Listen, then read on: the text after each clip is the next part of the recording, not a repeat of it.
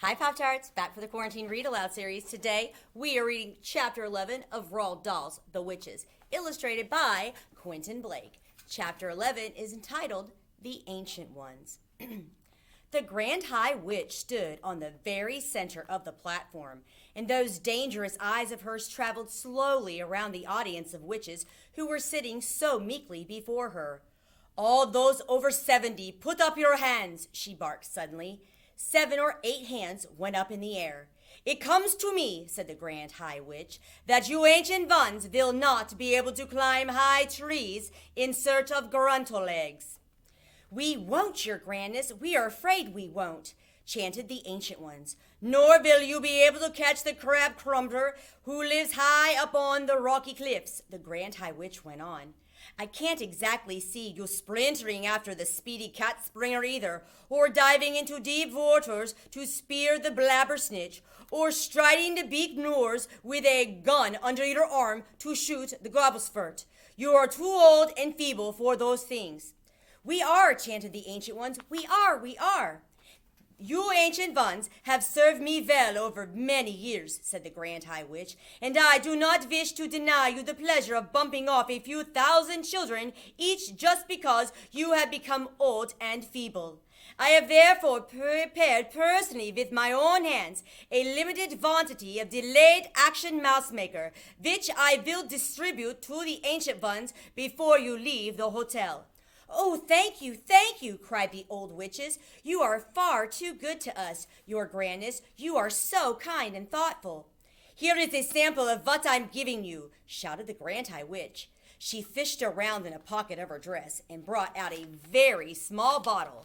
She held it up and shouted, "In this tiny bottle is 500 doses of mouse maker. Is enough to turn 500 children into mice." I could see that the bottle was made of dark blue glass and that it was very small, about the same size as the ones you can buy at the chemist with nose drops in them. "Each of you ancient ones will get 2 of these bottles," she shouted. Thank you, oh most generous and thoughtful one," chorused the ancient witches. "Not one drop will be wasted. Each of us will promise to fish and swallow and squiggle 1,000 children. Our meeting is over," announced the Grand High Witch. "Here is the timetable for the remainder of your stay in this hotel. Right now, we must all go out to the Sunshine Terrace and have tea with that ridiculous manager. Next, at 6 o'clock tonight, those witches who are too old to climb trees after gruntle eggs will report to my room and receive 2 bottles each of mouse maker. My room number is 454. Do not forget. Then, at 8 o'clock, all of you will assemble in the dining room for supper. We are the lovely ladies of the RSPCC, and they are setting up 2 long tables specially for us. But do not forget to put the cotton plugs up your nose. That dining room will be full of filthy little children, and without the nose plugs, the stink will be unbearable.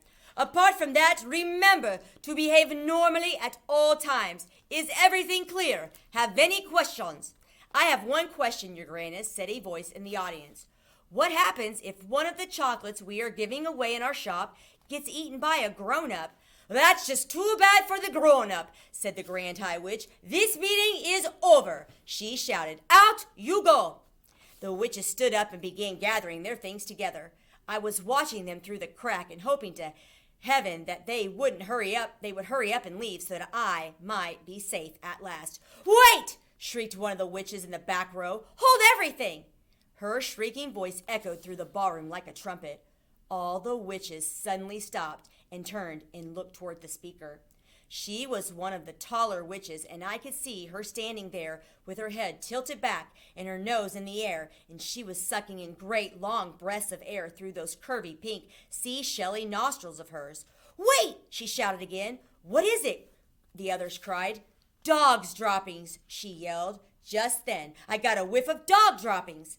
"Surely not," the others shouted. "There couldn't be." Yes, shouted the first witch. "There it is again. It's not strong, but it's there. I mean, it's here. It's definitely somewhere, not too far away." "What's going on down there?" shouted the Grand High Witch, glaring down from the platform.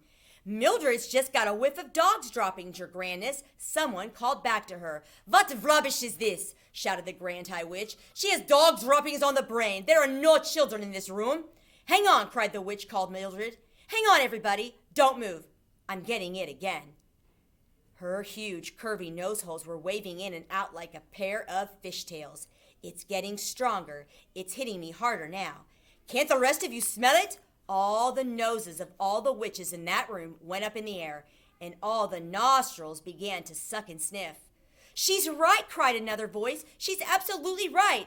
Dog's droppings it is, strong and foul. In a matter of seconds, the entire assembly of witches had taken up the dreaded cry of dog droppings. Dog's droppings, they shouted. The room is full of it. Pooh, pooh, pooh! Why did we not smell it before? It stinks like a sewer. Some little swine must be hiding not so very far away from here.